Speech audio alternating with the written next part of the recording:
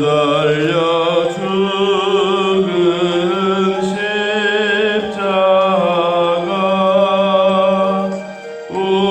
우리가 생각할 때에 세상에 속한 욕심은 헛된 줄 알고 버리네. 죽으신 구주밖에는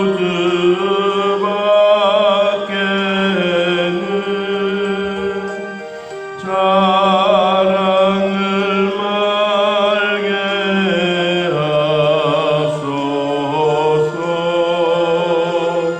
보혈의 공로히 입어 교만한 마음을 버리네. 못 박힌 손 밟으니 큰 잠이 나타내셨네.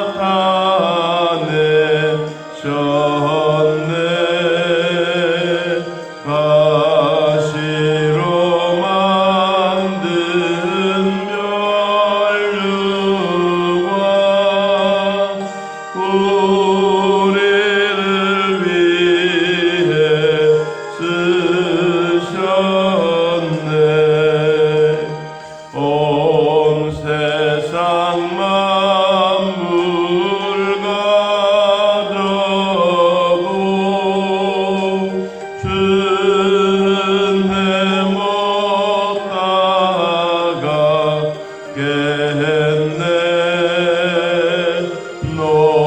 놀라운 사랑받은 나 몸으로 재물 삼겠네. 아멘.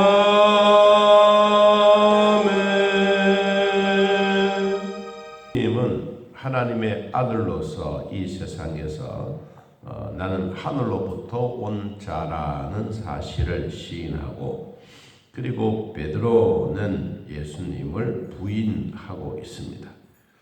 이 대제사장이 예수님에게 묻습니다. 어떻게 묻느냐 하면 오늘 19절 말씀을 보니까 예수에게 그의 제자들과 그의 교훈에 대하여 물으니, 제자들과 네가 말했던 일에 대해서 예수님에게 묻습니다.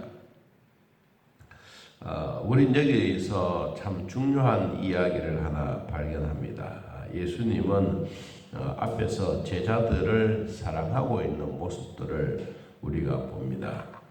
사람들이 누구를 찾느냐라고 하니까 나사렛 예수를 찾는다. 네가 말하고 있는 내가 바로 나사렛 예수다. 그렇게 해도 또 와서 묻지 않습니까? 내가 나사렛 예수라고 하니까 내가 바로 그다 이야기를 하죠.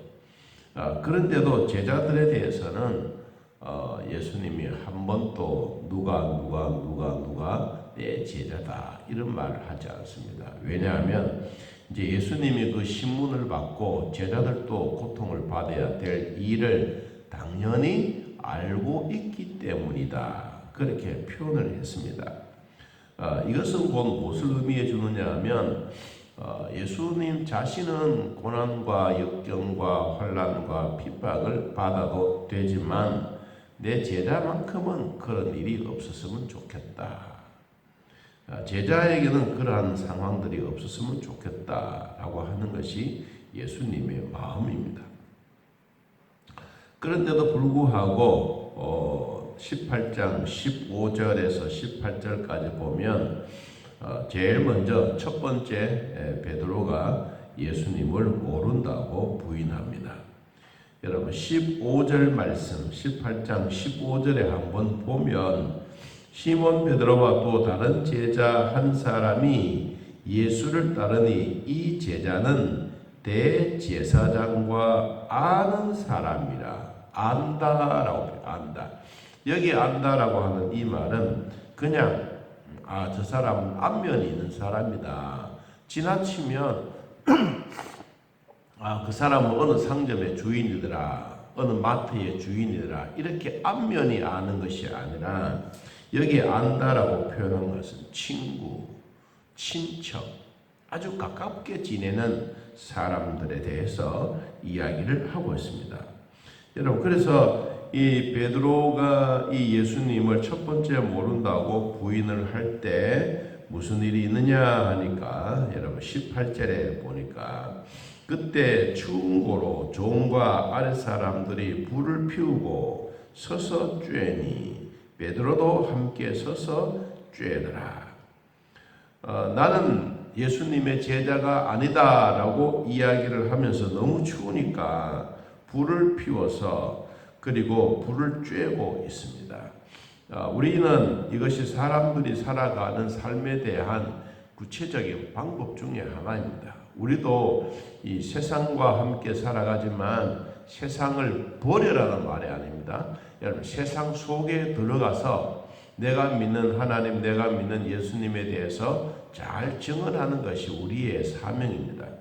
오늘 베드로도 어떻게 생각하면 이런 사람들과 함께 예수님의 뒤를 따라가면서 예수님이 신문받고 고난받고 역경을 당하고 있는 그 일을 지켜가고 있는데 이제 무엇 때문에 결국은 예수도 결박당하고 제자들도 결박당해야 된다고 하는 이런 일 때문에 예수님은 입을 제자들에 대해서 꾹 다물고 있습니다. 베드로, 요한, 야고보 이렇게 말하지 않고 이미 주변에 있는 사람들이 예수님의 제자라는 사실을 다 알고 있지 않겠습니까? 그러니까 이제 예수님이 말하죠. 20절 말씀 봅니다. 내가 드러내놓고 세상에 말했다. 모든 유대인들이 모이는 회당이나 성전에서나 항상 내가 가르치고 은밀하게도 아무것도 말하지 않았다. 복음을 안 전했다 이 말이 아니라 내가 법적으로 무슨 방해되거나 대제사장을 욕을 하거나 내가 헤롯 왕을 업신여기거나 못된 놈이라고 이런 말을 한 적이 한 번도 없다. 내가 말한 것은 하늘에 있는 이야기, 천당에 있는 이야기, 천국에 있는 이야기를 내가 했을 뿐이다. 21절에 어찌하여 내게 묻느냐? 내가 무슨 말을 하였는지 들은 사람들 다 물어보라. 그들이 하던 말이 다 안다. 내가 무슨 말을 했는지 다 알고 있다. 나는 천국에 대한 얘기, 하나님에 대한 얘기, 너희들이 서기관들과 같이 늘 율법에 대한 얘기만 하는 것이 아니라 나는 하나님 나라에 대한 얘기를 당당하게 이야기했다. 그래서 한번 물어보라, 어떤 사람들에게든지. 그러니까 성경에 보니까 곁에 섰던 아랫사람 하나가 손으로 예수를 쳤더라. 왜 쳤느냐? 내가 대제사장에게 묻는 말에 대해서 정답을 말하지 아니하고 네가 엉뚱한 말을 하는 그 태도가 아주 잘못된 거다. 예수님은 그냥 내가 삶에 대한 모든 부분들을 대꾸했다고 해서 이렇게 뺨을 맞은 겁니다. 그래서 예수님이 23절 다시 말합니다. 내가 말을 잘못한 것이 없다. 잘못한 거 있으면 너희들이 한번 증명을 한번 해봐라. 바른 말을 하였으면 네가 어찌 나를 쳤느냐. 이들은 트집을 잡고 폭력으로 일삼았지만 증명하는 일에는 하나도 하지 못했습니다. 그러니까 결국은 어디로 보내느냐. 안나스가 예수를 결박해서 포석줄로 묶어서 그대로 대제사장 가야바에게 보내게 되는 것입니다. 자, 우리는 이 말씀을 가만히 보면 대제사장이 예수에게 물어서 신문을 했지만 결과적으로 신문을 얻었던 답은 하나도 없습니다. 오늘 중요한 것은 예수님은 내 제자가 베드로다, 요한이다, 야고보다 이렇게 말하지 아니하고 이 제자들을 사랑해 주었던, 보호해 주었던 예수님의 마음을 읽을 수가 있습니다. 자, 그런데 베드로는 예수님에 대해서 어떻게 했느냐 하면 25절에 봅니다. 베드로가 이 제사장 집들 안에 들어왔지요. 대제사장 집들 안에 들어와서 불을 쬐고 있습니다. 거기에 어떤 사람이 묻습니다. 너도 그 제자 중에 하나이냐? 이 말이 참 중요한 질문입니다. 예수님은 제자들에 대해서 보호해주는 마음으로 입을 열지도 아니했는데 주변에 있는 사람들이 이 가야바 이 대제사장의 질문에 대해서 베드로에게 질문을 하는 거예요. 너도 그 제자 중에 하나이냐? 베드로가 말합니다. 아니라 나는 아니다. 자, 26절에 대제사장의 종 하나는 베드로에게 귀를 잘린 사람의 친척, 어쩌면 가족, 아주 이 사람들에 대해서 잘 알고 있는 사람인데 네가 그 사람과 함께 동산했을 때 네가 칼을 가지고 우리 친척 누구누구를 귀를 잘랐지 아니하냐? 나는 네가 그것을 한 것을 내가 보았다. 그렇게 이야기합니다. 여러분, 그랬더니 베드로가 뭐라? 아니야, 나는 절대로 그런 일이 없어. 내가 맹세하고 그 사람과 상관이 없는 일이야 라고 이야기했더니 곧 닭이 울었더라고 성경은 말합니다. 그런데 다른 성경에 보니까 예수님이 눈물을 흘리시고 통에 자복을 했다.